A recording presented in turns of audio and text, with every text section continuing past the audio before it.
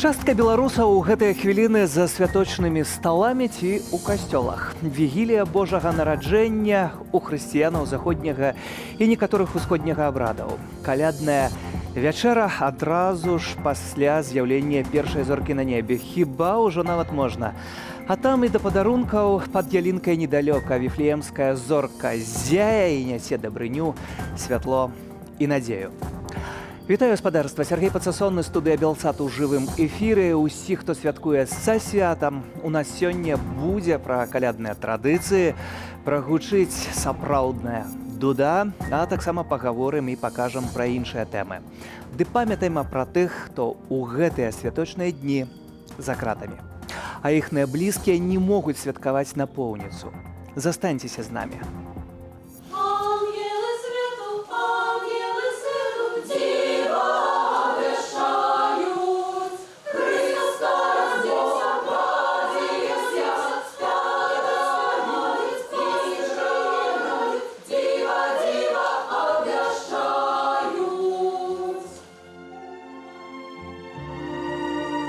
Паплечніцы, аднадумцы, гэта дзяўчыны, з якімі мы разам, ну і не толькі дзяўчыны, нашы сем'і ўсе, наша агульная сям'я беларуская тут на выгнанні, можна так сказаць.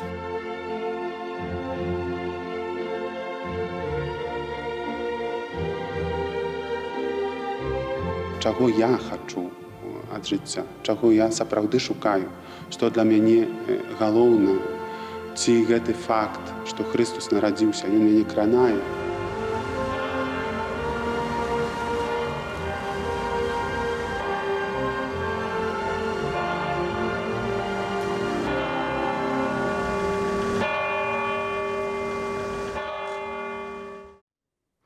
Святочныя тэмы гаспадарства сёння яшчэ будуць наперадзе ў нашым выданні. Ну а цяпер навагодні падарунак у двухкосці беларусам ад Лукашонкі, але зусім не святочны. Уласна, нічога добрага ад узурпатара і не чакалі. Ён падпісаў указ аб падвышэнні тарыфаў на камунальныя паслугі у сярэднім ад 9 ды нават да 15%. Падвышэнне запланаванае на 2 этапы з 1 студзеня і з 1 чэрвеня. Паводле дакументу больш за ўсё падаражае водазабеспячэнне і водаадвядзення на 14 і 15% адпаведна. Не ўсе паслугі, апроч ацяплення і падагрэву вады, кошты вырастуць са студзеня. Ацяпленне ж стане даражэйшым з чэрвеня амаль на 9%. Паводле падлікаў чыноўнікаў, для тыповай двухпакаёўкі з 3 жыхарамі плата мае павялічыцца ў межах ажно $5. Эканаміст Ярослаў Раманчук адказвае на пытанне, чаму растуць тарыфы, хоць і газ мы купляем у Расіі па старых коштах і атамную электрастанцыю сваю ўжо нібыта маем. Ды Александр Лукашенко і ягоны кішэнны прэм'ер Галоўченка як мантру паўтараюць пра каштовыя дасягненні у расійскага брата. Беларускія ўлады збіраюць грошы з усіх крыніцаў. Гэта і не толькі традыцыйныя падаткі, а таксама і падаткі на кватэры, падаткі на імпарт большы, акцызы. Ну вось прыйшло чарга да камунальных паслугаў. Урад кожны год робіць гэта, ну і паколькі прагназуецца пагаршэнне фінансавай сітуацыі, трэба больш грошаў сабраць. Ну вось менавіта гэта з'яўляецца сведчаннем таго, што у 2022 годзе становішча міністэрства фінансаў, а таксама дзяржаўнага сектара будзе пагоршана, таму трэба, каб больш грошаў спагнаць з людзей. Таму такія павышэнні, ну і яшчэ гэта спроба скампенсаваць грошы ад страты ад інфляцыі. Таму што інфляцыя таксама ў краіне буйная, ну і нават карэктыроўка тарыфаў на інфляцыю дае магчымасць не ўвайсці ў цяжкі стан фінансаў жыллёва-камунальнае прадпрыемства. Паколькі газ мы таксама купляем па той цане, якая была, вось, тады гэта не з'яўляецца чыннікам, які ўплывае на стан жыллёва-камунальных паслугаў. Але зноў у нас усё у краіне, як кажуць, з аднаго кішэні выймаюць, у другі кладуць. Так што для таго, каб не было датацыяў жыллёва-камунальным прадпрыемствам, для таго, каб можна было датаваць тыя прадпрыемствы, якія, напрыклад, завязаны на танныя энерганосьбіты, вось адтуль і такія тарыфы. Я думаю, што для малога прадпрыемства, для малога бізнесу яны павялічацца яшчэ больш. Я думаю, што ў 2022 годзе гэта першае, але не апошняе павелічэнне тарыфаў, таму што паколькі ніхто не гарантуе такую ж самую цану, вось інтэнсіўнасць спрэчак з Масквой пасля прызначэння Грызлова будзе таксама павялічвацца, так што трэба прыгатавацца да таго, што тарыфы ў 2022 годзе могуць павялічыцца на 20-25%. Гэта першае адлюстраванне інфляцыі, па-другое, гэта спроба дапамагчы жыллёва-камунальным прадпрыемствам для таго, каб яны не патрабавалі датацыю з бюджэту, а ў рэшце гэта ўсё з'яўляецца адлюстраваннем таго, што ў 2022 годзе стан дзяржаўных фінансаў пагоршыцца. Суду на свята не адбылося. Вярхоўны суд разгледзеў апеляцыйныя скаргі і пакінуў у сіле выракі Марыі Калеснікавай і Максіму Знаку. Падтрымаць зняволеных прыйшлі замежныя дыпламаты, але на паседжанне іх не пусцілі, бо не пусцілі нікога. У судзе Ленінскага раёну ў Менску Марына Клімчук агучыла прысуд у крымінальнай справе Златы Януковіч. Вырак супаў з патрабаваннем пракурора. 3 гады абмежавання волі ў папраўчай установе адкрытага тыпу. Таксама Злата мае сплаціць каля 22 000 рублёў кампенсацыі Менск-трансу за нібыта перашкоду руху транспарту. Гераіню вядомага фотаздымку адпусцілі на 10 дзён пад падпіску аб нявыездзе. Яна збіраецца падаваць апеляцыю. У тым жа судзе пачаўся разгляд крымінальнай справы супраць яшчэ 3 удзельнікаў гурта Ір-Дорас, Петра Марчанкі, Юліі Юніцкай і Антона Шніпа. Іх абвінавачваюць у арганізацыі дзеянняў, якія груба парушаюць грамадскі парадак ці удзеле ў іх. Музыкам пагражае да 4 гадоў зняволення. Асабліва адчуваецца ў гэты дзень, як яны і іншыя палітычныя вязні павінныя быць са сваімі блізкімі ды атрымліваць віншаванні і дарыць падарункі. Застаецца за кратамі старшыня Саюзу палякаў Беларусі Анжэліка Борыс. У СІЗА ў яе значна пагоршыўся стан здароўя. Ужо 9 месяцаў, як і яна ў няволі журналіст Анджэй Пачобут. Штомесяц у цэнтры Беластоку ладзяцца акцыі салідарнасці з імі ды з усімі, хто знаходзіцца ў палоне рэжыму Лукашэнкі. Апошняя акцыя асаблівая, бо зладзілі яе напярэдадні Раства. Не запоминать, что они. Będziemy myślami z nimi. Odczuwać tą naszą solidarność, tą walkę za nich. Chcę wam wszystkim podziękować za aktywny udział w akcji napisania świątecznych kartów dla Angeliki Borys i Antoni. Ta akcja będzie jeszcze trwać tydzień. Każdy chętny może jeszcze napisać. To święto rodzinne. Гэта свята сямейнае. Яго любяць усе палякі. Анжэліка Борыс і Анджэй Пачобут правядуць яго ў камеры, у турме. Але мы не забываем іх і гэтай салідарнасцю, супольным спевам калядак падтрымліваем іх. І я перакананая, што яны адчуваюць гэта.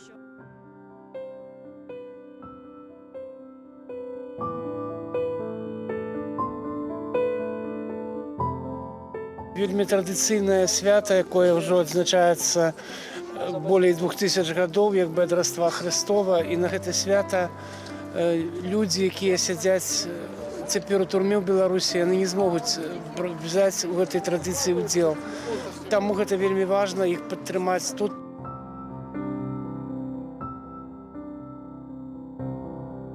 Tak jak mówią słowa polskiej kolendy. Як гаворыцца ў польскай калядцы, Бог нараджаецца, сіла трухлее, рэжым у Беларусі абрынецца, і прыйдзе момант, калі мы з Анджэем і Анжэлікай будзем разам. І ўсе беларусы, якіх каля 1000 застаецца ў турмах, змогуць разам з палякамі Беларусі цешыцца вернутай свабодай. Przybierzeli do Betlejem pasterze, grając skocznie dzieciąteczku na liże. Chwała na wysokości, chwała na wysokości. wysokości, a pokój na ziemi. 953 палітычныя вязні афіцыйна прызнаныя праваабаронцамі на сёння ў Беларусі. Памятаем пра кожнага з іх, бо яны самае важнае, самае галоўнае. Тым часам вельмі спакойна, нібыта і утульна пачуваецца той, хто ва ўсім гэта вінаваты. Александр Лукашенко збіраецца на сустрэчу да Владзіміра Пуціна ўжо 29 снежня. Пры гэтым пул першага гэта прапагандысцкі тэлеграм-канал, які хваліцца тым, што Александр Лукашенко будзе цудоўна бавіць час.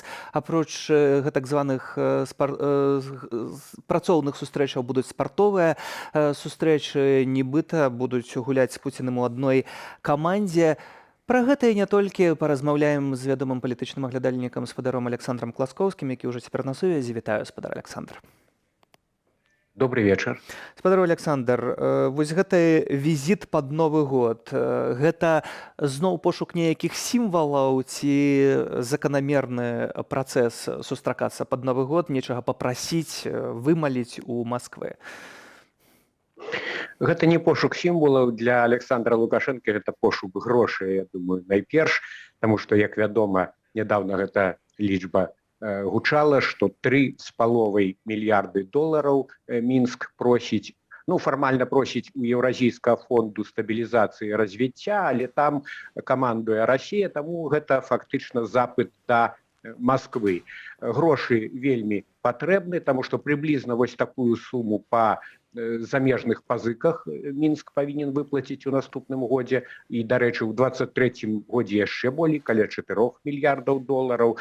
Таму, паколькі крэдыторам апошняй надзеі засталася Расія, то гэты запыт будзе звернуты да яе. Гэта першае пытанне. І сапраўды, вось глядзіце, Лукашенко збіраецца ў хакей згуляць. Я памятаю, некалькі гадоў таму ён адляцеў з Масквы, тады не атрымаліся перамовы і адмовіўся нават у падобным хакейным матчу. Мы яшчэ не ведаем, чым гэтая паездка скончыцца, бо яна яшчэ не адбылася. Пабачым, як ён будзе вылятаць з Масквы на гэты Новы год.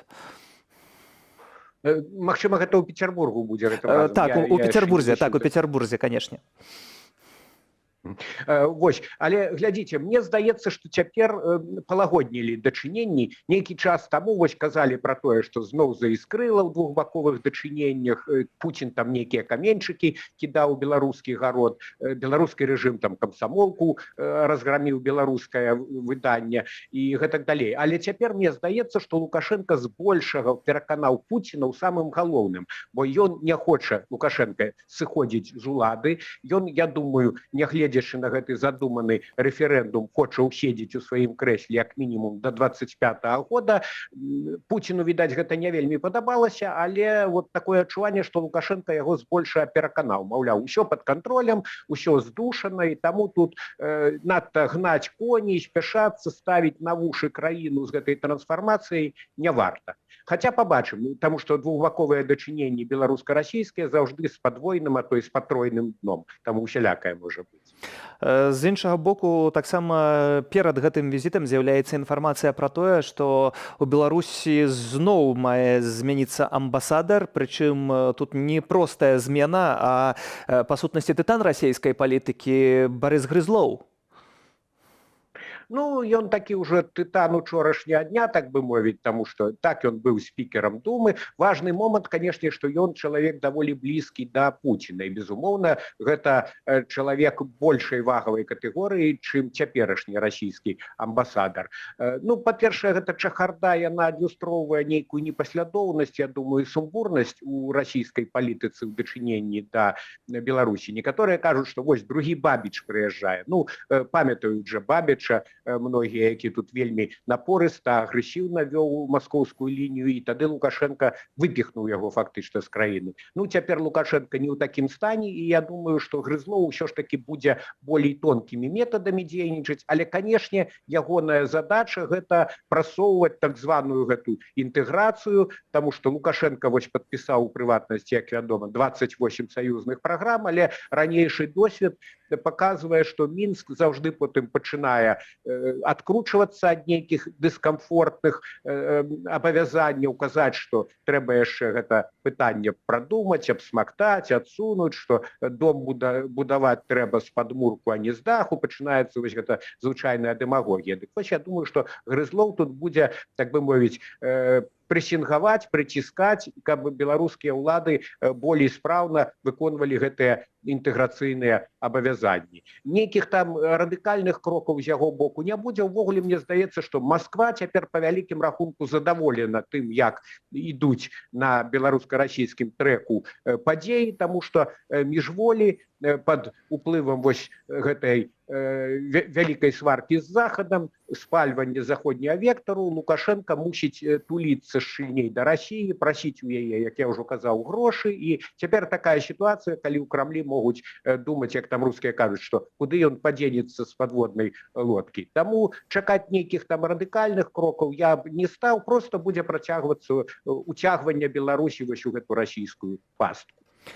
Александр Лукашенко тут хіба ўжо не мае ніякага выйсця, альбо ён згаджаецца на тое, што яму Масква прапановвае, альбо яму паказваюць на дзверы.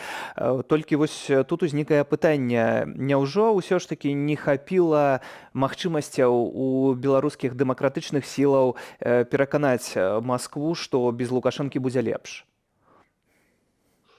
Ну, у кожным разе, канешне, для Пуціна Лукашенко не самы ідэальны, мякка кажучы, партнёр. Вось нават учора Пуцін праводзіў вялікую прэс-канферэнцыю, там у яго прагучала, што Лукашенко і ягоная каманда гэта цяжкія перамоўшчыкі. Ну і гэта, я думаю, ён яшчэ так дыпламатычна выказаўся на шырокую публіку. Сам сабе ён можа і ў болей рэзкіх выразах гэта ўсё характарызуе. Сапраўды, Лукашенко ў Маскве мае рэпутацыю такога хітрага партнёра, які можа не трымаць свае словы, слізкага партнёра. Ну, пасля выбараў 2020 года яго яшчэ і таксічным сталі называць, таму што вялікія ўзніклі праблемы з легітымнасцю. І таму у ідэале, канешне, Пуцін, напэўна, хацеў бы болей паслухмянага, меней таксічнага тут мець нейкага чалавека на чале Беларусі. Але як? Каго, па-першае, і якім чынам сюды прасунуць? Відавочна, што Лукашенко ўпёрся, сыходзіць са сваёй пасады не будзе, і Пуцін мусіць з гэтым мірыцца, таму што ні эканамічную блакаду Беларусі зладзіць, ні сюды войскі свае высунуць ён усё ж такі з шэрагу прычынаў не можа, і таму ён мірыцца з Лукашэнкам, таму што вялікі плюс Лукашэнкі для Масквы у вачах Масквы гэта тое, што ён ніколі не сыдзе на запад, бо ён і паводле поглядаў чалавек антызаходні, і цяпер ён проста пасварыўся як ніколі па-зверску і з Еўропай, і з Вашынгтонам. Так што ў гэтым плане, асабліва з улікам таго, што Крэмль сам цяпер абвастрае сітуацыю вакол Украіны і ўвогуле з Захадам, каб набіць сабе цану, каб Байден з Пуціным на роўных размаўляў, гэта ў іх такія імперскія комплексы. І тут Лукашенко як хаўруснік, як такі вось адзіны фактычна партнёр вайсковы, які гатовы нават расійскую ядерную зброю размясціць у сябе на тэрыторыі. Ён Маскве ў гэтым амплуа вельмі патрэбны. Ці сапраўды гатовы гэта пытанне, бо і Макей пра гэта таксама раптам загаварыў. Пры гэтым у Маскве вельмі асцярожна гэта каментуюць. Дмітрый Пяскоў кажа пра тое, што ёсць розныя варыянты, так, у нас у Крамлі, калі там раптам НАТО падцягне свае сілы бліжэй сваіх усходніх рубяжоў, то мы таксама можам пайсці на гэтыя крокі. Але ці Александр Лукашенко гэта той партнёр, якому можна даверыць гэту ядравую зброю?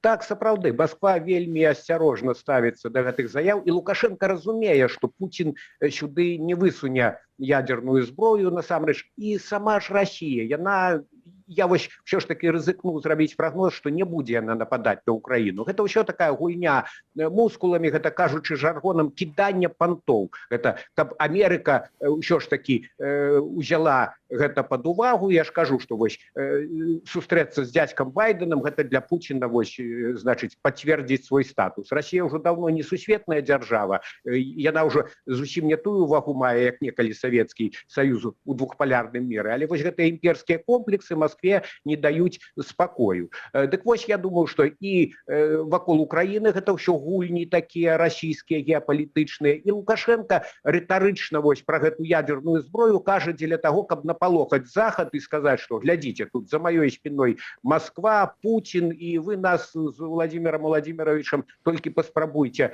зачапіць. А насамрэч, па-першае, з чыста вайсковага гледзяшча ёсць Калининградская область у России, там уже стоять Искандеры, якія могуць аснашчацца ядерными боеголовками. И прабачьте, до той же Варшавы з Калининградской области яшчэ ямчэй можна дастаць, чым з Беларусі. Так что і чыста вайсковай патрэбы няма, і ў палітычным плане разумее Кремль, што дай толькі зброю, нават под расійскім кіраваннем Лукашенко пачне ёй спекуляваць, шантажаваць, і потым і вывесці будзе цяжка. Таму з таким ненадзейным партнёрам, я думаю, Кремль у гэтым плане звязвацца не будзе. Пры гэтым Александр Лукашенко выкарыстоўвае відавочна гэты канфлікт Масквы з Захадам і выкарыстоўвае гэта дзеля сябе, гаворачы такія рэчы, пра которые здзіўляюцца потым нават у Маскве, калі пачуюць.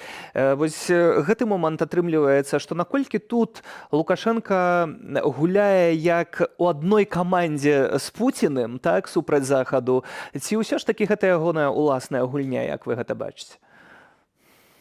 Ведаеце, тут такая вельмі шматслойная сітуацыя. Некаторыя аглядальнікі нават кажуць, што вось хвост круціць сабакам, там і ў міграцыйным крызісе, і ў некаторых іншых пытаннях. Насамрэч не зусім так. З аднаго боку, Пуціну Лукашенко зручны, як такі вось адзіны адданы сателліт. З іншага боку, Кремль вядзе сваю болей складаную гульню. І глядзіце, хаця рытарычна Москва падтрымлівала Лукашенко ў гэтым міграцыйным крызісе, але на пэўным этапе, бо тэлефанавалі ж Пуціну і Меркель, і Макрон, і Путін фактычна на нейкім этапе згадзіўся, відаць, паўплываць на Лукашенко. Відавочна былі тэлефонныя перамовы, і Лукашенко адразу пачаў гэтых мігрантаў адцягваць, саджаць спачатку на склад, так бы мовіць, а потым на самалёты і назад у Ірак там і гэтак далей.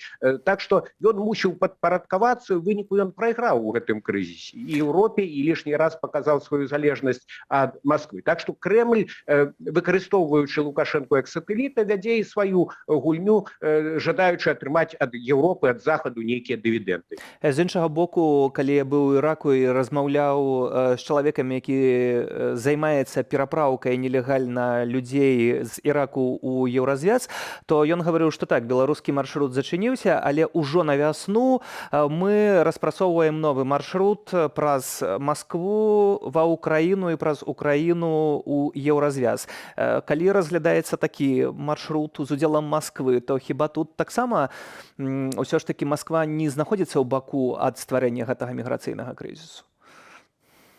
Ну, пэўна так, але гэта ўжо іншы сюжэт. Тут я не гатовы каментаваць, бо не надта абазнаны, але відавочна, што хаця беларускі рэжым, напэўна, неяк яшчэ будзе спрабаваць напружваць Еўропу, асабліва суседнія краіны, Польшу, Літву, бо Мінск вельмі на іх пакрыўджаны за тое, што яны вось і за санкцыі выступаюць так актыўна і прытулілі ў сябе гэтых, як называе Лукашенко, беглых, то бок апазіцыйныя штабы. Але ўжо на нейкія такія маштабныя правакацыі пасля паразы ў міграцыйным крызісе, я думаю, што наўрад ці Мінск пойдзе. Наадварот, мне здаецца, што вось пасля гэтага так званага рэферэндуму будуць спробы прадаць вось гэту новую канстытуцыю як нейкі крок да нібыта лібералізацыі, што мы тут і паўнамоцтвы прэзідэнта зменшылі і гэтак далей, плюс гэты ўжо класічны торг палітвязнямі, таму нейкія спробы, напэўна, будуць, і наколькі вось праточваецца інфармацыя, ўжо міністр Макей цяпер спрабуе зандаваць глебу, спробы нейкага палітычнага торгу з Захадам. Ці атрымаецца, гэта іншае пытанне. Тут, я думаю, шансы мізэрныя, бо абодва бакі ўжо далёка зайшлі. Спадар Александр, яшчэ хацеў бы вярнуцца да расійскага моманту і з пытаннем такіх палітычных, геапалітычных вынікаў адыходзячага 21 года. Ці Гэты год стаўся такім сімвалам паглынання Масквой нашай краіны. Ці ўсё ж такі нейкі адсотак вялікі надзеі для абароны ўласнай незалежнасці ў нас застаецца? Тое, што за гэты год залежнасць Беларусі, залежнасць беларускага рэжыму, Лукашэнкі рэжыму ад Расіі вельмі істотна павялічылася, гэта відавочна. Я ўжо згадваў пра падпісанне 28 саюзных праграм, потым Лукашенко фактычна прызнаў Крым, увогуле вельмі сапсаваў дачыненні з Украінай менавіта ва ўгоду Маскве, перакінуў на Расію транзіт нафтапрадуктаў, пад выглядам навучальна-баявога цэнтра створана ўжо такое падабенства фактычна расійскай вайсковай базы пад Гродным комплексе С-400, у Баранавічах аэрадром, дзе расійскія знішчальнікі Су-30 СМ. Вось гэта ўсё вельмі кепскія тэндэнцыі, якія павялічваюць пагрозу беларускай незалежнасці. Але ж, канешне, Лукашенко не рвецца станавіцца расійскім губернатарам, гэта для яго таксама хісткая сітуацыя. Ну і Крэмль, ён цяпер ужо стараецца паступова весці гэтую палітыку, ён ужо нарваўся на адмову Лукашэнкі ў 19 годзе падпісваць дарожныя карты. Таму гэта працэс, я думаю, ўсё ж такі не аднаго года. І многае будзе залежыць і ад пазіцыі Захаду, і ад развіцця сітуацыі ў самой Беларусі. Таму што летась усё ж такі беларускі народ паказаў сябе суб'ектам палітыкі, і гэта было вялікім здзіўленнем для Масквы таксама. Ну, то хай не здзіўляюцца, бо беларусы сапраўды народ, якія ўмеюць і сумелі гэта паказаць. Дзякую вам за гэтую размову. Палітычны аглядальнік Александр Класкоўскі быў з намі спадарства на сувязі. А на сёння ў Беларусі палітычнымі вязнямі, нагадваю, прызнаныя 956 чалавек. Сярод іх 32гадовы прадпрымальнік з Менску Віктар Барушка. Пасля затрымання летась 18 кастрычніка Барушка 12 дзён правёў у рэанімацыі. На судзе заявіў пра збіццё. Але крымінальную справу завялі на самога Віктара, нібыта за наўмыснае прычыненне цяжкага цялеснага пашкоджання амапаўцу. І суд Ленінскага раёну Менску прадказальна стаў на бок амапаўца і пакараў Віктара Барушку 5 гадамі пазбаўлення волі з адбываннем пакарання ва ўмовах узмоцненага рэжыму.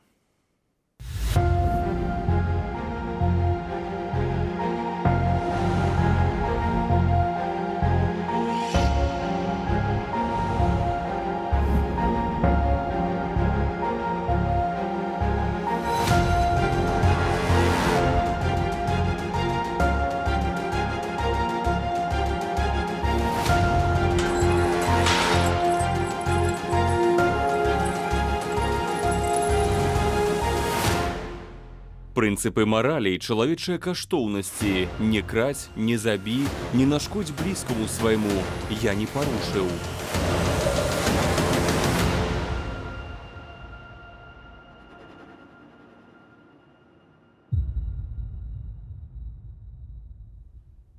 І вяртаемся да галоўнай тэмы сённяшняга дня — свята Божага нараджэння. Перадусім час задумацца і паслухаць не толькі Бога, але і самога сябе.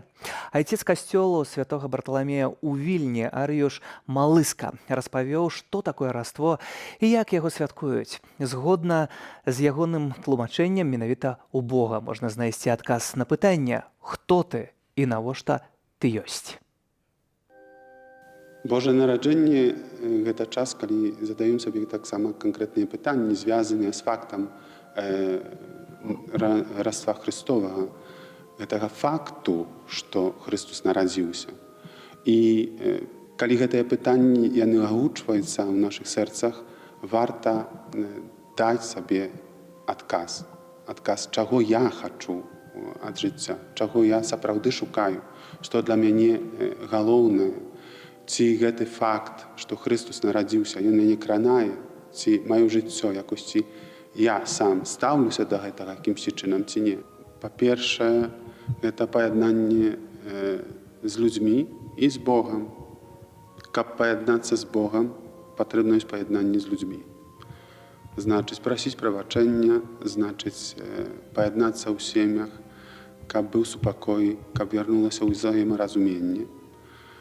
І ў такой атмасферы можна тады прыйсці, паспавядацца, каб паяднацца таксама і з Богам. Другая рэч такая, што каб вызначыць сабе час на сваю асабістую малітву, якуюсь медытацыю, асабліва святое пісанне, і вызначыць сабе час на тое, каб быць прысутным на Еўхарыстыі у дзень Божага нараджэння, таму што святкаваць Божае нараджэнне, святкаваць Раство Христовае без літургіі, гэта значыць не святкаваць нічога. Вядома, што мы, католікі, збіраемся за сталом, вігілійным сталом у час паяўлення першай зоркі, можна пазней, канешне, залежыць ад таго, як вызначае час і наша праца, і нашы абавязкі. Але, напэўна, перад літургіяй, і каб гэта было 24-го, таму што слова «вігілія», «віджіло» азначае проста «чуваю», так? Чакаю, чуваю, я не сплю. А гэта азначае, што вось у гэты час, сабіраючыся за сталом, проста мы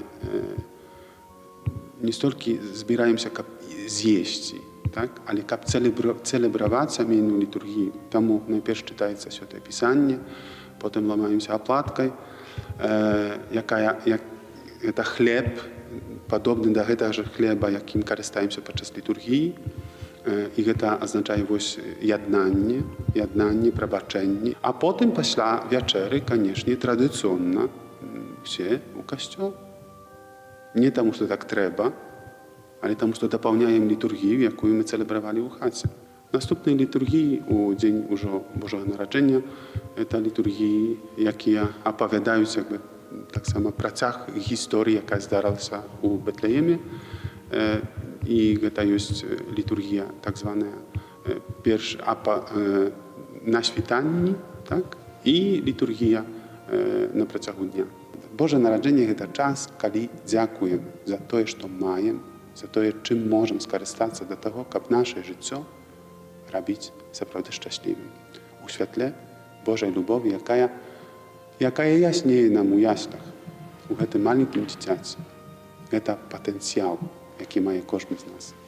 І адкрыцця гэтага патэнцыялу ў час Божага нараджэння усім шчыра жадаю.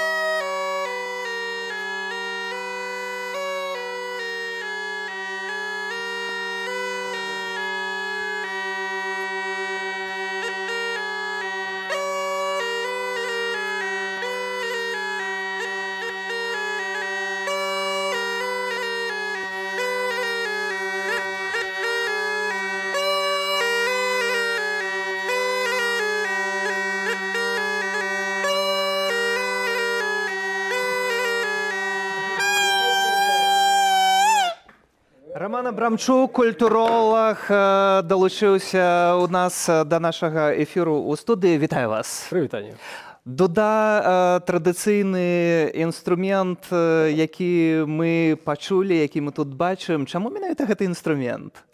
Дуда гэта інструмент, які быў створаны, вырабляўся калісьці з скуры ахвярнай жывёлы, казы, якую прыносілі ў ахвяру, акуратна каляды. Гэта было звязана з калядным рытуалам. Таму я думаю, што гэтая музыка і гэтыя мелодыі калядныя вельмі трапныя ў гэтай вечары.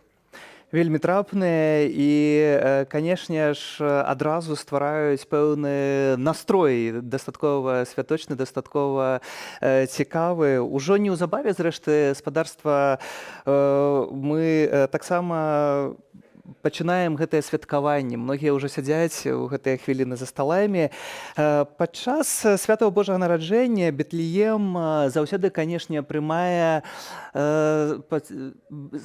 прымае тысячы замежных турыстаў. Гэта важнае месца, куды едуць таксама паломнікі у царкву Раства Христова.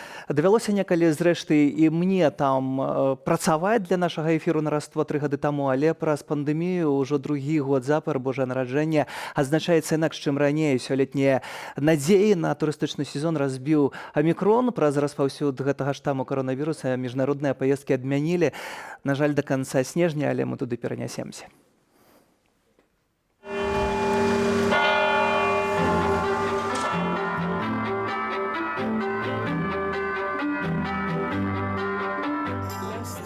Мінулы год быў значна цяжэйшым за гэты. Мы зноў святкуем каляды падчас пандэміі, але ўжо ў зусім іншай сітуацыі. Мы не прымаем турыстаў з усяго свету другі год, але шмат палестынцаў з розных правінцыяў прыязджаюць у Бэтлеем, каб святкаваць Божае нараджэнне.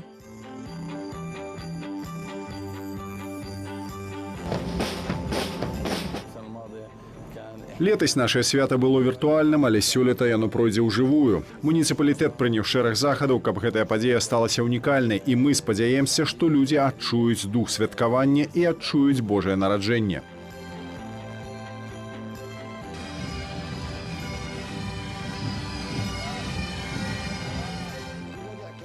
Атмасфера сумная, зусім не такая, як у ранейшыя гады, калі сюды ў Бэтлеем прыязджала вельмі шмат турыстаў. Каронавірус і гэты новы штам вельмі моцна нам нашкодзілі.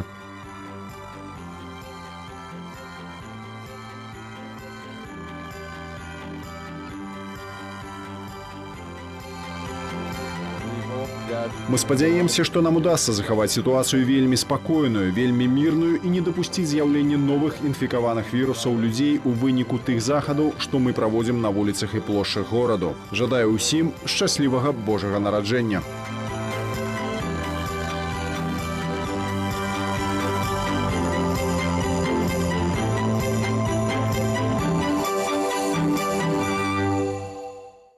Ну, мы, спадарства, працягваем размаўляць у студыі з культуролагам Роман Абрамчук і Дуда. Гэта інструмент, які, як мы казалі, стварае пэўную атмасферу, пэўны настрой, але як яна з'явілася ў вашым жыцці? У маім жыцці з'явілася вельмі рамантычна. Калісьці я чытаў Караткевіча «Христос прызямліўся ў гародні», і там, здаецца, ёсць такі эпізод, калі адбываюцца нейкія такія ваенныя дзеянні, так бы мовіць, бітва, і Дудар грае на вежы да апошняга, і ён грае як апошняе, што ён можа зрабіць, аддаць, дапамагчы сваім сябрукам, свайму гораду. І мне так уразіў гэты эпізод, я зразумеў, што гэта нейкая такая ключавая роля ў беларускай культуры, Дудар, і, можа быць, вось гэта быў галоўны імпульс, каб пайсці. Гэта як некалі я сустрэў на Майдане ў Кіеве бандурыста, калі запытаўся, чаму менавіта гэты інструмент дастаткова складаны, з вялікай колькасцю струнаў і так далей. Ён мне адказаў, што бо бандурысты вялі людзей за сабой у бой, і я хацеў быць на Майдане тым чалавекам, які таксама вядзе за сабой людзей. У вашым выпадку хіба штосьці падобнае, так? Гэта быў імпульс, так, я памятаю. Зрабіў я Тодар Кашкурэвіч, вядомы беларускі майстар. Адмыслова для вас? Так, безумоўна. Дуда іначай не робіцца майстрамі. Вось. І гэта быў не проста замова, як нейкая камерцыйная на Амазоне, так? Гэта размова, абмеркаванне з аўтарам, нейкія адносіны ўсталёўваюцца, таму што Дуда робіцца не за адзін дзень. Гэта некалькі візітаў, і ўжо падчас іх ужо спазнаеш шмат, даведваешся шмат пра інструмент, пра майстра, таму што часцінка яго таксама жыве нейкім чынам у гэтым інструменце. Невыпадкова мы сустракаемся з вамі менавіта сёння. Ёсць гэтая аздоба, тут гарыць свечка, ёсць вашая Дуда, таксама Раство. Гэта свята, якое таксама звязанае з Дудой, атрымліваецца? У беларускай культуры так, безумоўна, таму што так атрымалася, язычніцкія традыцыі вельмі цесна перапляліся з хрысціянскай культурай, з хрысціянскімі звычаямі. Вось. І зараз гэта проста непадзельны пласт культуры, каляды, у якіх прысутнічае і дуда, і Божае нараджэнне, богаслужэння ў храме. І неверагодна. Для мяне гэта сапраўды неверагодна, што ў беларускай культуры могуць захоўвацца такія вось прыклады спалучэнняў, здавалася б, неспалучальнага. І вось тое, што мы сёння маем, канешне ж, гэта хрысціянскае свята пераважна. Ўжо неўзабаве ў касцёлах распачнуцца святыя імшы пастэркі на вігілію Божага нараджэння. Уначы каталікі, пратэстанты і грэка-каталікі пачынаюць святкаваць Раство. І з нагоды менавіта святочных дзён каталіцкія біскупы Беларусі па традыцыі падрыхтавалі свае віншавальныя відэазвароты да вернікаў. Давайте паслухаем. Дорогие браты и сестры у Христе, шановные суайчыннікі, у біблійных прароцтвах Старога Запавету одно з найважнейшых месцаў займае прадказанне пра абяцанага Богам Месію. Таго, які сваёй уладай мае змяніць гэты свет на лепшае, а чалавека, вырваўшы з няволі граху і смерці, адарыць вечным жыццём.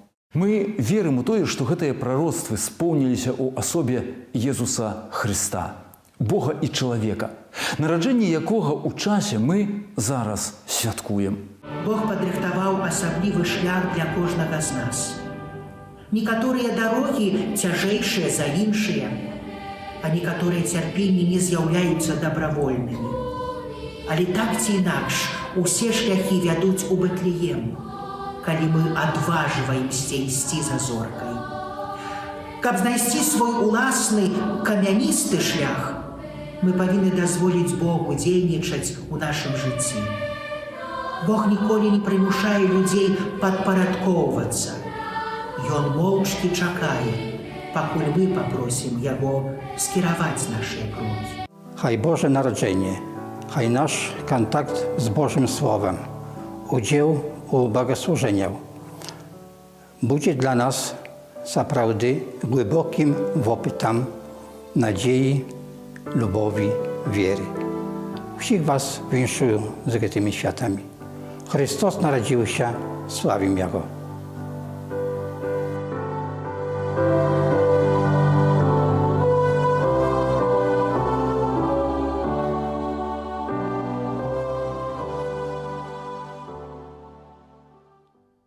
Значнае і важнае свята, поўнае таксама вельмі значных і важных традыцыяў. Перадусім, канешне ж, гэта традыцыі сямейныя, бо людзі збіраюцца за святочнымі сталамі, збіраюцца, каб аддаць гэтую радасць адзін адному. Пра якія перадусім традыцыі мы павінны памятаць?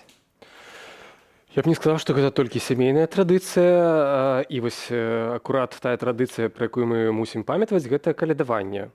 Яна грамадская, збіраліся і збіраюцца дагэтуль у Беларусі суполкі маладых людзей. Да, ў прынцыпе, хто захоча, калядоўшчыкі ходзяць па хатах, калядуюць, спяваюць. Перад нашым эфірам мы сёння таксама ўзгадвалі, я таксама хадзіў калісьці у вёсцы ў бабулі, мы таксама перапраналіся, калядавалі, калі ўжо былі старэйшыя, нават там і самагонку налівалі, людзі запрашалі да сябе за стол і гэтак далей. Вось, гэта не проста спосаб, скажам так, зарабіць застолле, але гэта шлях нагадаць людзям пра сэнс гэтай традыцыі, бо падчас калядавання адбываецца містэрія, так званая. Калядоўшчыкі разыгрываюць архаічны сюжэт, калі каза дапамагае нарадзіцца сонцу і распачаць Новы год. Вось, таму гэта надзвычай важна, все гэтыя пажаданні, яны як бы з'яўляюцца ключавымі. Гэтай містэрыяй мы хіба ўпісваемся ў агульнаеўрапейскую традыцыю таксама? Безумоўна, гэта той самы міф пра Амалтэю, старажытнагрэцкі, козачка, якая дапамагае нарадзіць Зеўса. Вось, акурат гэта тое, пра што гаворыць беларускі міф, калядны, калі козачка забіраецца на дрэва павышэй, а гэта все цалкам карэлюе з тым, што адбываецца на зорным небе ў гэты час. Вось, і дзякуючы ёй нараджаецца сонца і пачынаецца Новы год. А для людзей зямлі гэта будучая сяўба, гэта ураджай, і патрэбна было заручыцца падтрымкай тых сілаў, якія маглі на гэта паўплываць. І вось усё, што рабілі калядоўшчыкі і робяць дагэтуль, яно як бы калядоўшчыкі спрабуюць дамовіцца з гэтай сілай чароўнай. Зразумела, што ўжо асветленыя святлом Христовым мы гэта робім ўжо разумеючы, да якога Бога мы звяртаемся. Ну, але разам з тым вось так атрымалася ў Беларусі, гэта не пярэчыць адно аднаму. Калядоўнікі ідуць за бэтлеемскай зоркай. За бэтлеемскай, менавіта. Вось так яна гарманічна ўпісалася ў кантэкст калядны. Хаця цікава, што калі мы былі ў Бэтлееме, то на ялінцы была пяцікутная чырвоная зорка, і ўсе вельмі былі здзіўленыя, што чамусьці мэрыя мясцовая менавіта гэтую зорку прычапіла на гэтую галоўную ялінку. Зрэшты, канешне ж, вось раство Христова, каляды, гэта таксама, як і тое, што вы зайгралі, тэма для многіх творцаў, для творчасці хіба таксама. Безумоўна, у Беларусі вельмі развіта фолькавая музыка, сучасная, фольк актыўна выкарыстоўваецца сучаснымі творцамі. Гэта здорава, гэта ўвогуле, па-мойму, фішка беларусаў. Я думаю, што гэтым акурат мы можам пахваліцца нашай музыкай, якая вельмі сучасная, разам з тым трымаецца каранёў. Адзінае, што, канешне ж, нялёгкім выдаўся спадарства год для беларускіх творцаў. Шмат хто праз свае перакананні страціў працу, многія мусілі нават выехаць з Беларусі. Давайте паслухаем віншаванне ад творчых асобаў. Паважаныя сябры, надыходзіць чароўны час калядаў, Новага года, тых самых святаў, якія жывуць цудамі і жаданнямі. Каб жаданні здзяйсняліся, трэба вельмі добра разумець, чаго ты хочаш. Каб адбываліся цуды, трэба ў іх верыць. Таму я жадаю нам усім веры ў гэты самы цуд і вельмі добрага разумення, чаго мы хочам і як мы хочам. Няхай усё лепшае здзяйсняецца, няхай усё лепшае адбываецца. Са святам вас, даражэнькі.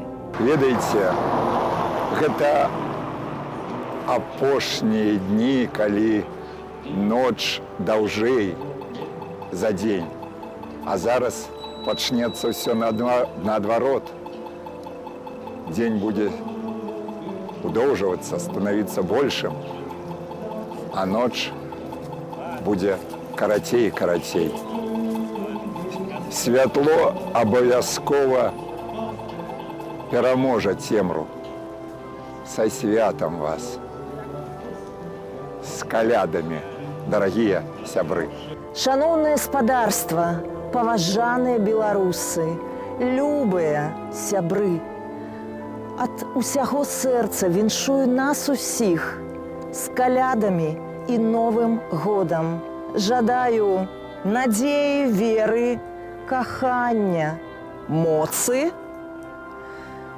Як гэта дрэва зменіць сваі хутка лісты на новыя, на зялёныя, так і мы павінны старае змяніць на новае. Перамен! Будем гатаваць на святы печыва, рыхтаваць прэзенты і дары. Будем жыць бясстрашна і бяспечна на сваёй зямлі. Гаспадары, кантрабанду дзеда Мікалая на аленях прывязуць табе і запаліць зорачка малая, ёлачку по схеме БЧБ. Наши зорки вернутся на сцену, удячные улюбленным голосам, бо свобода и любовь бесценные. Іншие накалядуешь сам, вандравать не только самолетом, не бояться кроков у ночи, во всю мощь не гнать по гололёде, а на святы печиво печи. Лёс, як новогодняя паштоўка, што сястры на волю піша брат. Краты – гэта толькі падрыхтоўка да жыцця, дзе не існуе крат. Шчаслівых калядаў, сябры!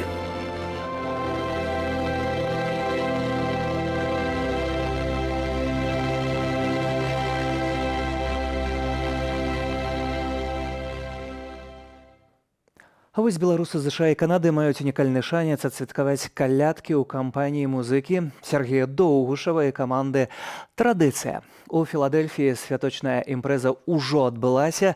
Наперадзе Сан-Францыска, Сіэтл, Нью-Йорк і іншыя амерыканскія гарады. Утрымацца ад спеваў і плясак падчас беларускіх калядак проста немагчыма, і доказ гэтаму наступнае відэа з Філадельфіі.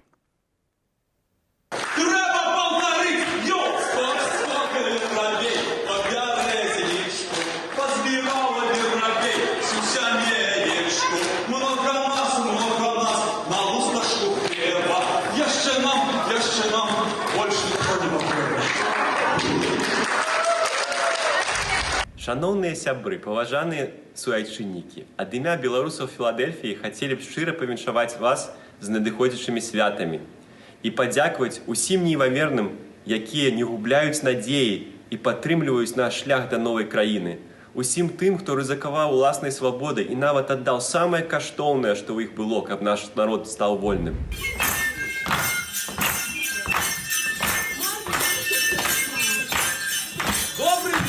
Шкодный вечер, мы люди непростые, идем с далекого краю, с-под самого раю. А мы не сами идем, мы с собой козу едем. Ну-ка, козочка, поклонися. Вот наша козочка такая. Ці можно у вас поколедовать? Сябры, правда на нашым баку. І можа перамогу не наступіць хутка, але ўжо ніхто і ніколі не знішчыць нашу мару аб новай Беларусі. Сёння хацелі папрасіць бы толькі аб адным. Каб мы ўсе памяталі, што толькі вольныя беларусы сваімі агульнымі намаганнямі змогуць зрабіць наш народ шчаслівым. Разам пераможам! Жыве Беларусь! Ясна зорка, його жонка, що древі, що розсією.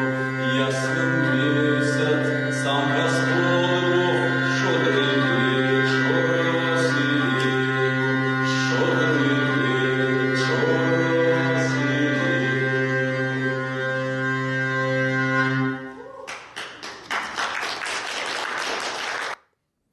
Як бы не спрабавалі знішчаць гэтых творцаў, як бы не спрабавалі знішчаць беларушчыну, беларускую культуру, гэта відавочна абсалютна немагчыма. Я згодны з вами. Сапраўды, культура яна не так лёгка выкараняецца, як падаецца таварышам з 17-го года, якія добра укараніліся ў нашай краіне. Вось. І мы яшчэ дамо рады, я думаю. Сёння таксама, калі мы збіраемся за святочнымі сталамі, калі мы сустракаем сваіх блізкіх, будуць яшчэ сёння ўвечары ў многіх падарункі, хтосьці пойдзе ў касцёл альбо ў царкву, не можна не ўзгадваць тых, хто не можа далучыцца да сваіх блізкіх, не можа быць разам са сваімі сем'ямі. Гэта палітычныя вязні, гэта людзі, якія знаходзяцца цяпер за кратамі. Ці тут вы, як творца, як культуролог, як творчы чалавек, музыка, таксама гэта прапускаеце праз сваю творчасць? Безумоўна, для мяне, в прынцыпе, я не магу сябе ўявіць ужо адасоблена ад Беларусі, ад тых людзей, які засталіся у турмах, і асабліва балюча мне думаць, узгадваць пра сваіх калегаў-музыкаў. Вось. І да, як бы не было, нягледзячы на тое, што я тут, яны там, у такіх цяжкіх умовах, ўсё роўна гэта нейкі адзін лёс, мы ўсе адно цэлае. Вось. Сёння стала вядома, што Верхоўны, так званы суд, канешне ж, адкінуў касацыйную скаргу Максіма Знака, Марыі Калеснікавай. Марыя Калеснікава таксама музыка, чалавек творчасці, якая застаецца за кратамі, як і шэраг іншых таксама, безумоўна, творчых, таленавітых, здольных, адукаваных асобаў, якія цяпер катуюцца ў беларускіх турмах. Што мы, як вы бачыце, людзі таксама, якія знаходзімся па гэтым баку, можам для іх зрабіць? А кожны мусіць рабіць менавіта тое, што і рабіў раней, сваю працу, але рабіць ее максімальна добрасумленна і па магчымасці падключацца да тых ініцыятываў, якія наўпрост дапамагаюць палітвязням, вызваленню Беларусі. І такім чынам, я думаю, вось гэтая сума супольных намаганняў, яна прывядзе да выніку ў рэшце рэшт.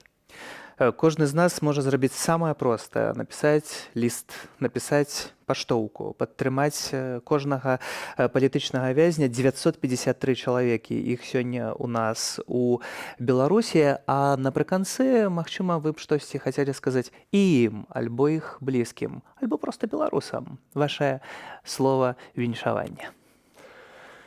Сябры, трымайцеся.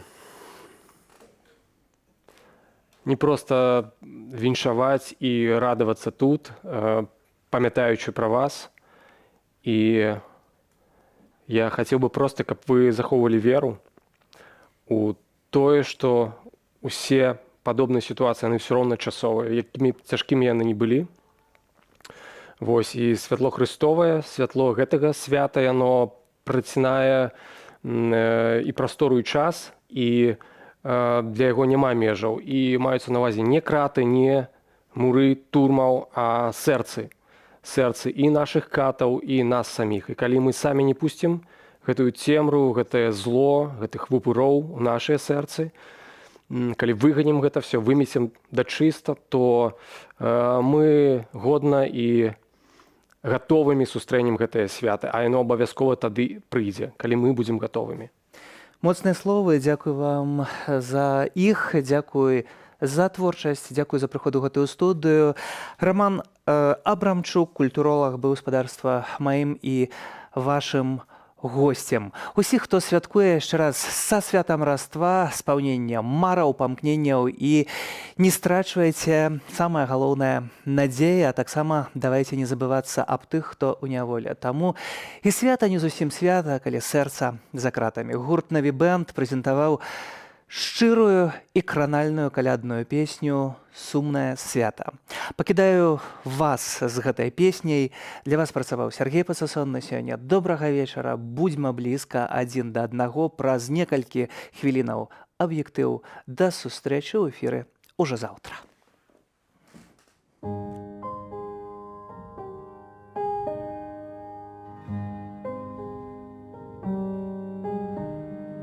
Ноч як сіні карабель, аднолькава плывем і ведаем одно і тое.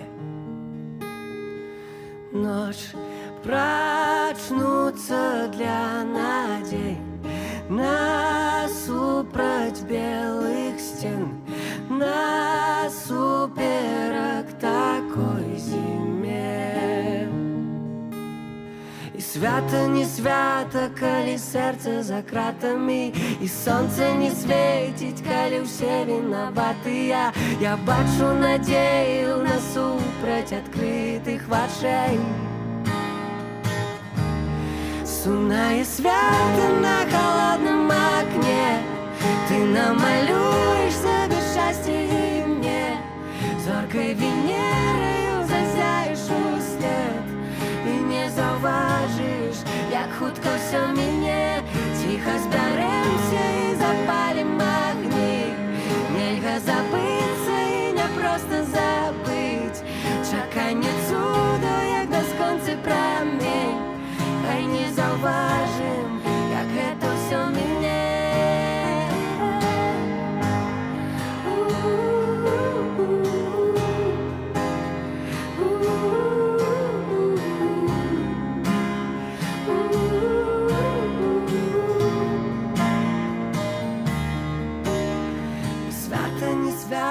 Калі сэрца за кратамі, і сонца не свеціць, калі ўсе вінаватыя.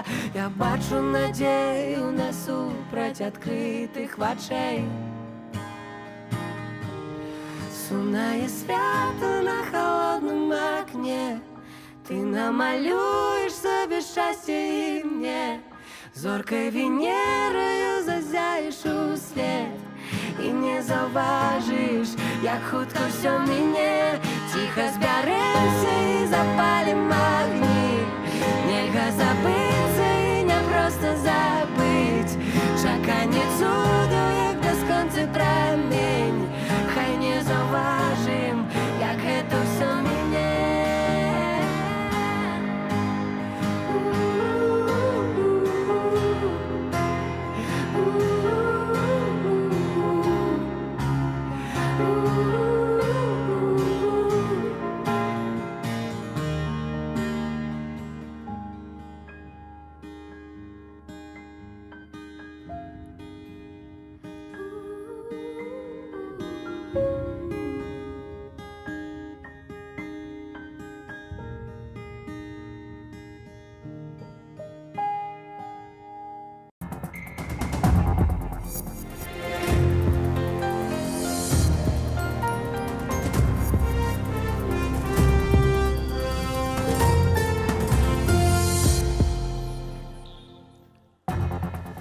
Популярны амерыканскі навінавы часопіс Foreign Policy, прысвечаны глобальным пытанням унутранай і міжнароднай палітыкі, уключыў Святлану Ціхановскую ў топ-5 асобаў года. У спіс трапляюць найбольш уплывовыя палітыкі, якіх абмяркоўваюць часцей за іншых цягам года. Добрый вечар, у эфіры «Аб'ектыў». Мяне зовут Александр Пуціла. І вось пра што яшчэ мы сёння вам распавядзем у нашым наступным матэрыяле. У калядны вечар, здавалася б, выпадае гаварыць пра святочнае, добрае, светлае. Аднак беларускія рэаліі, на жаль, дыктуюць уласны далёкі ад такога гумору парадак дня. Сённяшні дзень не стаўся выняткам. Рэпрэсіі супраць мірных грамадзянаў, новыя палітвязні ды здзекі з тых, хто ўжо за кратамі. Змрочны агляд рэпрэсіяў ад Валеры Руселіка. Яшчэ адзін журналіст-палітвязень з'явіўся ў Беларусі ў калядны дзень. Журналіста радыё «Свабода» Олега Груздзіловіча, затрыманага напярэдадні, пакінулі за кратамі. Пры гэтым следчы Коласаў праз тэлефон патлумачыў адвакатцы журналіста, што ніякіх следчых дзеянняў не будзе. Сам ён ідзе ў адпачынак, а справу перадасць камусьці іншаму. Ну што ж, кожны адзначае свята Божага нараджэння на ўласны капэл. Сумна жартуе дырэктар беларускай службы Александр Лукашук і тлумачыць людзьмі, якія чыняць расправы над суграмадзянамі, кіруе страх. Перед референдумом чамусьці страшна. Памяць пра 20-й год настолькі некаторых дзеячоў у Менску бянтэжыць, што перед лютым 22-го вырашана ўжо не пакінуць нічога жывога. А гарадзенскага журналіста Дзяніса Івашына, які за кратамі застаецца ўжо 287 дзён і з якім таксама ніякіх следчых дзеянняў не ладзіцца, зноўку змясцілі ў карцар. У жонкі Дзяніса Вольгі сёння не прынялі перадачы з вігілійнымі аплаткамі. Пакуль дакладна невядомы тэрмін прызначанага пакарання і нават час змяшчэння Дзяніса туды. Але можна меркаваць, што падарунак падрыхтаваны на ўвесь святочны час. Іначай, што ж гэта за падарунак тады будзе? Павел Белавус учора меўся выйсці на волю пасля чарговага арышту за татуіроўку з нацыянальным сцягам. Сёння ж стала вядома, што на заснавальніка Сымбаль Бівай завялі крымінальную справу за арганізацыю і актыўны ўдзел у масавых беспарадках. Паўла перавялі ў следчы ізалятар. Год калоніі за ўдзел у акцыі пратэсту, якая адбылася летась у верасні, атрымаў палітвязень Арцём Табакар. Адзінымі матэрыяламі ў справе былі фота і відэа, на якіх Арцём стаяў у шчэпцы. Таксама за шчэпку, але ўжо 3 гады гэтак званай хіміі і штраф 22 тысячы рублёў атрымала сёння студэнтка БДУ Злата Янукович. Власти и не скрывают своих намерений и делают эти репрессии такими именно для того, чтобы это было понятно всем. Чтобы всем было понятно, что борьба с нынешней ситуацией, с нарушениями прав человека бессмысленна, что каждое проявление свободы слова, инакомыслия, свободы собраний будет жестоко пресечено. Таксама стала вядома, што арыштаваны на 25 сотняў за белыя і чырвоную палосы на сценах хаты Анатоль Каханчык, які трымаў за кратамі сухую галадоўку, трапіў у шпіталь. Значна пагоршылася ў зняволенні і здароўе Анжэлікі Борыс, кіраўніцы зліквідаванага ўладамі Саюзу палякаў у Беларусі. Ані з ёю, ані з яшчэ адным актывістам польскай меншасці, журналістам Андрэем Пачобутам, якія застаюцца за кратамі ўжо 9 месяцаў, у блізкіх і адвакатаў аніякай сувязі няма. Напярэдадні ў Беластоку адбылася акцыя салідарнасці з палітвязнямі. Гэта вельмі важна іх падтрымаць тут, падтрымаць не толькі Анжэліку Борыс і Анджея Пачобута, якія вядома, што лідары звёнку палякаў на Беларусі, але ўсіх католікаў, якія там сядзяць. Бязлітасным застаецца рэжым Лукашэнкі і да іншых зняволеных. Верховны суд пакінуў у сіле выракі прадстаўнікам штабу Віктара Бабарыкі, Марыі Калеснікавай і Максіму Знаку, асуджаным да 11 і 10 гадоў калоніі ўзмоцненага рэжыму адпаведна. Валер Руселік, Белсат. Навагодні падарунак беларусам ад Лукашэнкі, але зусім не чароўны і зусім недоўга чаканы. Кіраўнік падпісаў указ аб падвышэнні тарыфаў на камунальныя паслугі на 9-15%. Цэны будуць падвышацца за 2 этапы – 1 студзеня і 1 чэрвеня. Урад кожны год робіць гэта, ну і паколькі прагназуецца пагаршэнне фінансавай сітуацыі, трэба больш грошаў сабраць. Ну вось менавіта гэта з'яўляецца сведчаннем таго, што у 2022 годзе становішча міністэрства фінансаў, а таксама дзяржаўнага сектара будзе пагоршана, таму трэба, каб больш грошаў спагнаць з людзей. Паводле указу Лукашэнкі больш за ўсё падаражэе водазабеспячэнне і водаадвядзенне. З 1 студзеня тарыфы на гэтыя паслугі вырастуць больш як на 14 і 15% адпаведна. Тэхнічнае абслугоўванне падаражэе на 13%, абслугоўванне ліфтаў амаль на 10%. З 1 чэрвеня амаль на 9% вырастуць выдаткі на ацяпленне і падагрэў вады. Больш за 9% прыбавіць кошты на газ пры наяўнасці лічыльнікаў, падаражэе і электрычнасць. Указ таксама вызначыў тарыфы для гэтак званых дармаедаў. Варта нагадаць, што цана на расійскі прыродны газ для Беларусі ў наступным годзе застаецца на ранейшым узроўні $128 50 центаў за 1000 кубаметраў. Што да электрычнасці, чыноўнікі абяцалі, што дзякуючы АЭС яна патаннее. Які горад найлепшы для жыцця у нас, у Беларусі? Цэнтр новых ідэяў паказаў рэйтынг 40 беларускіх гарадоў, дзе больш зарабляюць, дзе лепш з інвестыцыямі ці турызмам. Аўтары даследавання не планавалі пахваліць, зразумела, першых і прысароміць апошніх у спісе. Мэта павялічыць цікавасць грамадства да рэгіянальных праблемаў. Напрыклад, Ворша. Вялікі горад, але займае нізкія пазіцыі. Отсутность университета, отповедно отсутность молоди, интеллектуальной молоди. Другое, низкие заробки, и люди выезжают. Аршанщина шмат год Орша, конкретно Орша, шмат год запор, адзіны быў 100-тысячник, які по насельніцтву зменшаўся, а не павялічваўся. Паводле агульных вынікаў рэйтынгу ў пяцёрцы найлепшых Менск, Горадня, Берасце, Салігорск, Жодзіна. Найбольш устойлівыя дэмаграфічныя гарады Жлобін, Івацевіч і Берасце. Стан эканомікі найвышэйшы ў Менску, Салігорску і Дзяржынску, найгоршы ў Горках, Бабруйску і Крышаве. Заробкі моцна адрозніваюцца ў вытворчых гарадах Салігорску, Менску і Наваполацку. Падобныя вынікі і ў рэйтынгу якасці жыцця. Што датычыць турыстычнай прывабнасці, Берасце і Горадня апярэдзілі Менск. Івацевіча опустились на апошнюю позицию. Светлана Тихановская працягвае адкрыты дыялог з суайчыннікамі. Цяпер суразмоўцамі сталі чальцы беларускай дыяспары ў Вільні. Беларускай дыяспарай у Вільні яна сустракалася і пра што размаўлялі. Палітычныя кантакты з Расіяй, блізкі рэферэндум і стратэгія працы штабу Тихановскай на наступны год. Падрабязнасці ў матэрыяле Насты Печаньковай.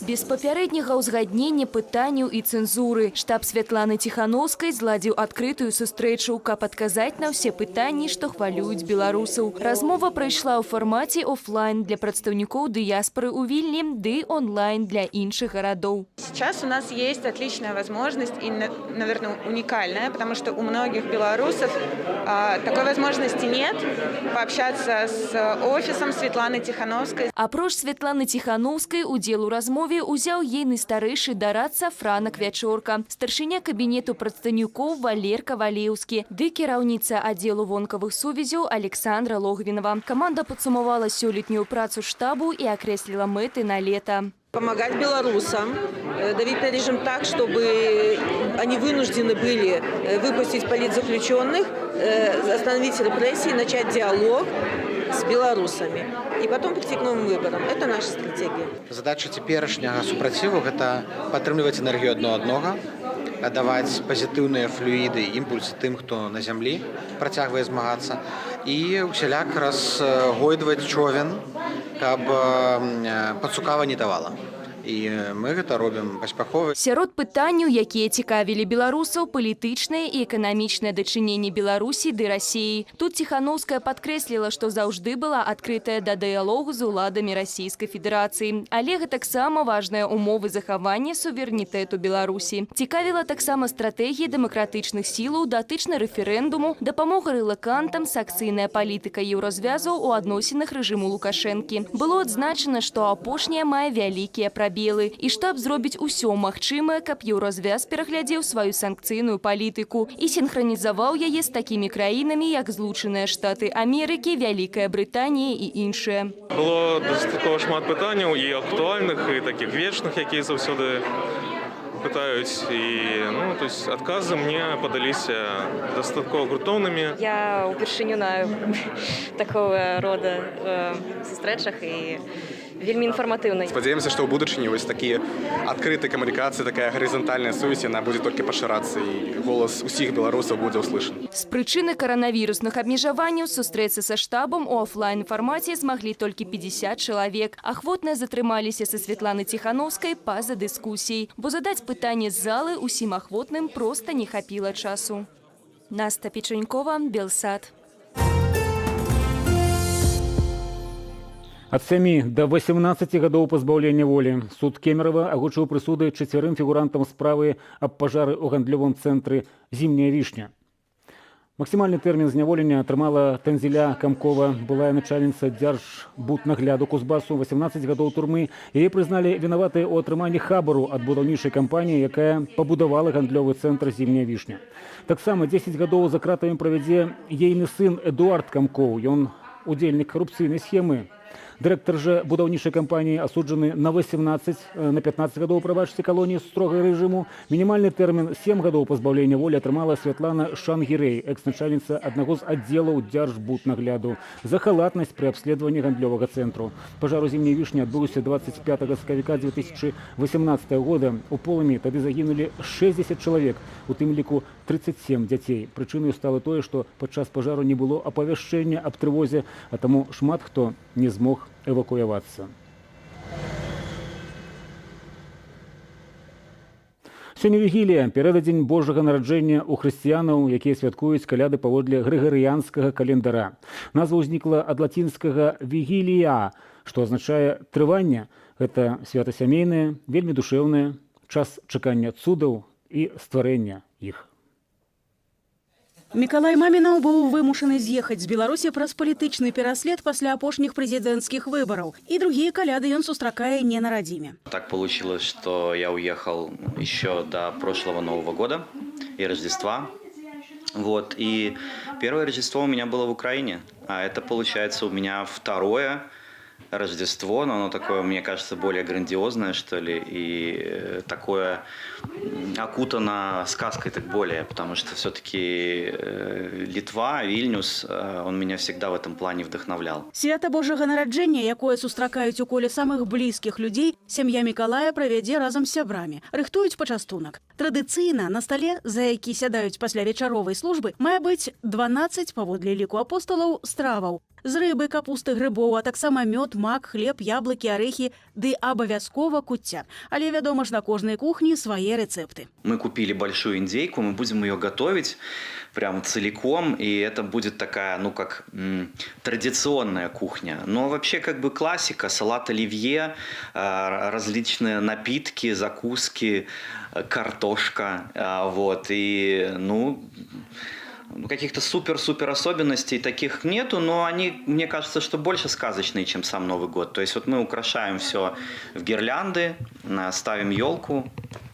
Ну вот, собственно, как-то так. Асаблівую атмасферу свята ствараюць калядкі. Ансамбль «Без межаў» беларускі стварылі ў Варшаве ў верасні. Раство Христова – гэта радасць, а радасць – гэта заўсёды спевы. Таму так. Очевидно, мы выражаем нашу радасць через